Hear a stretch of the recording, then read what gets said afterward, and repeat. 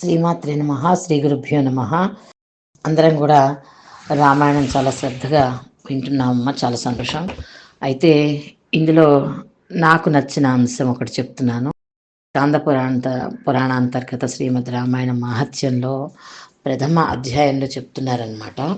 ఋషులందరూ కూడా సూతుడిని అడుగుతున్నారు. సూతుడు చెప్తున్నారు ఏమని అంటే, కలియుగంలో అందరూ ఎలా ఉంటారో ఎంత భయంకరమైంది కలియుగం అని అంటున్నారు. ఎంత భయంకరంగా ఉంటుంది, ఏమిటి అప్పుడు వచ్చే మార్పులు ఏమిటి అని అడుగుతున్నారు వీళ్ళందరూ. అడుగుతుంటే పాపం వారు చెప్తున్నారు.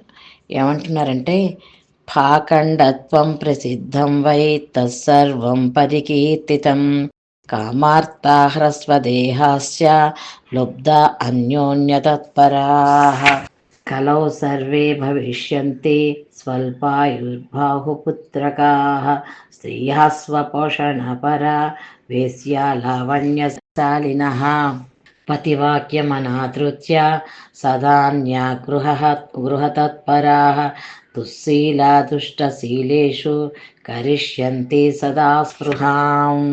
ఎలా ఉంటారటంటే కలియుగంలో అందరూ కూడాను అల్పాయుష్యులుగా ఉంటారట. అంటే 1000 సంవత్సరాలు రాముడు పరిపాలించాడు, కొన్ని 1000 సంవత్సరాలు దశరథుడు పరిపాలించాడు, రఘువంశం పరిపాలించబడింది. అటువంటి పరిస్థితి నుంచి కలియుగానికి వచ్చేసరికి 100 సంవత్సరాలు బతికాడంటే చాలా గొప్ప విశేషంగా చెప్పేసుకుంటూ ఉంటారు. 80 సంవత్సరాలు బతికారంటే గొప్ప విశేషంగా చెప్పుకుంటూ ఉంటారు. ఎక్కువ సంతానం. అలాగే స్త్రీలు ఎంతసేపు కూడా తమ సౌందర్యానికి, బాహ్య సౌందర్యానికి ప్రాధాన్యత ఇస్తారట. అలాగే స్వార్జితం మీద ఆధారపడి జీవించడానికి చాలా ఇష్టపడతారట. లావణ్యంగా ఉండడానికి, సౌందర్యంగా ఉండడానికి, వారి సౌందర్యంతో అందరినీ ఆకట్టుకోవడానికి ప్రయత్నిస్తారట. ఇవి స్త్రీలకు ఉండకూడని లక్షణాలు. స్త్రీ ఎప్పుడైనా కుటుంబం నడవలేని పరిస్థితిలో ఉన్నప్పుడు స్త్రీ సంపాదించాలి అని అనుకోవడంలో దోషం లేదు. కుటుంబం నడవాలి కదా, దానికోసం సంపాదించవచ్చు. కానీ భర్త పోషణ చేయగలిగిన వాడు, సామర్థ్యం ఉన్నవాడు, కోట్ల కొలది ఆస్తులు గలవాళ్ళు ఉన్నప్పుడు స్త్రీ సంపాదన కోసం పాకులాడొద్దని చెప్తోంది రామాయణం. అయితే ఇవాళ రేపు చదువుకున్నాం కదా, మా చదువు అంతా వృధా ఎలా అవుతుంది అంటే, చెయ్యండి, ఏదో కొంతకాలం పాటు చేసి తర్వాత కుటుంబాన్ని జాగ్రత్తగా చూసుకోవడం వలన భవిష్యత్తుకు పునాది వేసిన వాళ్ళు అవుతారనమాట. అలాగే పతివాక్యమనాదృత్య సదాన్యా గృహతత్పరాః దుశ్శీలా దుష్టశీలేషు కరిష్యంతి సదా స్పృహాం. స్త్రీలు ఏం చేస్తారట, భర్త మాట అస్సలు లెక్క పెట్టరట. ఇతర ఇండ్లకు వెళ్ళి స్వేచ్ఛగా తిరుగుతూ ఉంటారట. స్వయంగా శీలం లేని మగవాళ్ళ గురించి చాలా గొప్పగా స్త్రీలు మాట్లాడుతూ ఉంటారట. అంటే వేరే మగవాళ్ళ గురించి.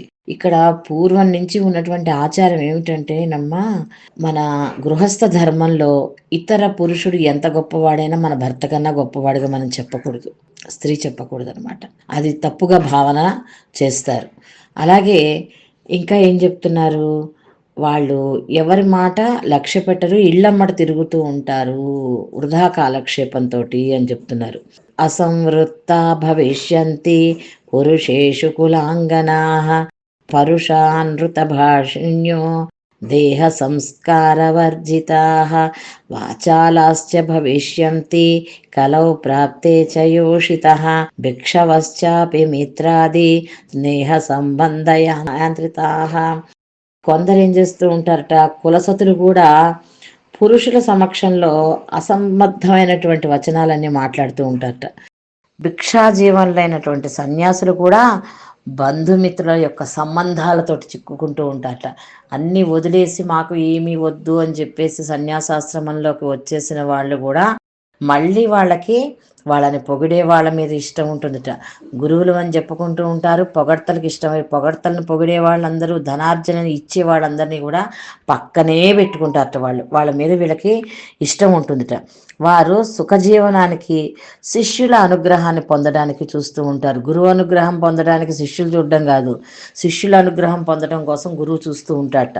వీడు ఎప్పుడు నాతోటే ఉండాలి, వీడు నాకు బాగా సంపాదించి పెడుతూ ఉండాలి అని చెప్పేసి కోరుకుంటూ ఉంటాట గురువు. అలాంటి వాడిని గురువు కాదు అని చెప్తున్నారు. ఇవన్నీ కూడా కలియుగంలో ఉండే లక్షణాలు అని చెప్తున్నారు. ఇవన్నీ నాకు నచ్చాయి, అందుకని మీకు కూడా ఒకసారి చెప్తామని రికార్డ్ చేశాను.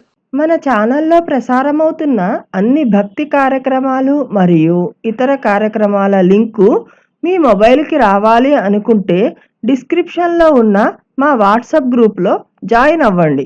అన్ని భక్తి కార్యక్రమాలు మిస్ కాకుండా వీక్షించండి. ఆ భగవంతుని కృపకు కరుణకు పాత్రులవ్వండి. మా కార్యక్రమాలను వాట్సాప్ గ్రూప్లోను, టెలిగ్రామ్ గ్రూప్లోను మరియు ఫేస్బుక్ పేజ్లోను కూడా వీక్షించవచ్చు.